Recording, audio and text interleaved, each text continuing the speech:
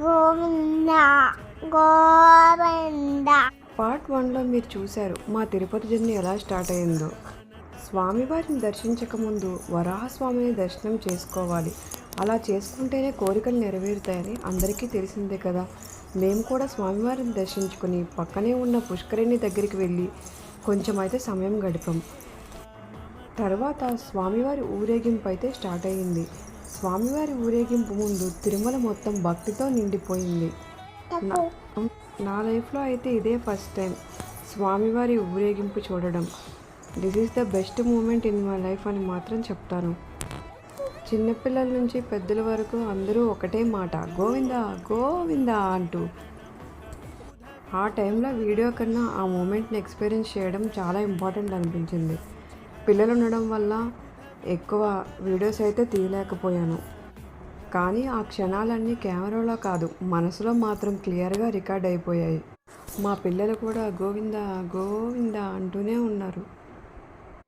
ఊరేగింపు అయిపోయినాక మేమైతే దగ్గరలో ఉన్న మెంగమాంబ అన్నప్రసాదం కోసం అయితే వెళ్ళాం.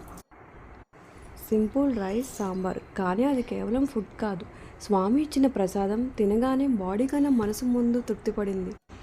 స్వామి ప్రసాదం తిన్న తర్వాత కొంచెం అయితే షాపింగ్ చేసుకొని మళ్ళీ రూమ్కి వచ్చి రెస్ట్ తీసుకున్నాం. మా దర్శనం టైమింగ్ నైట్ 8 o'clock. ఇంకా మేము పిల్లలు రెడీ అయ్యి మొబైల్ను రూమ్లోనే వదిలేసి స్వామి దర్శనం కోసం అయితే వెళ్ళాం. రష్ చాలా ఉన్నా ఓపిక మాత్రం పెరిగింది, ఎందుకంటే స్వామిని చూడబోయే క్షణం దగ్గరలోనే ఉంది. ఇంకా మా పిల్లలు అయితే నిద్రపోయారు. చాలాసేపు వెయిట్ చేశాం. నైట్ 12:30కి అయితే స్వామి దర్శనం జరిగింది. ఆ క్షణంలోనే ఏం కోరుకోవాలో కూడా గుర్తులేదు, చూడడం ఒకటే చాలనిపించింది. మాకు దర్శనం అయితే చాలా బాగా అయ్యింది.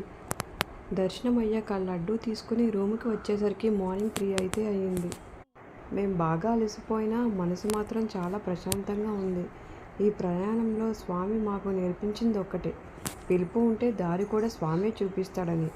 గోవిందా గోవిందా. ఈ అనుభవం మీ అందరితో షేర్ చేసుకోవడం నా అదృష్టం.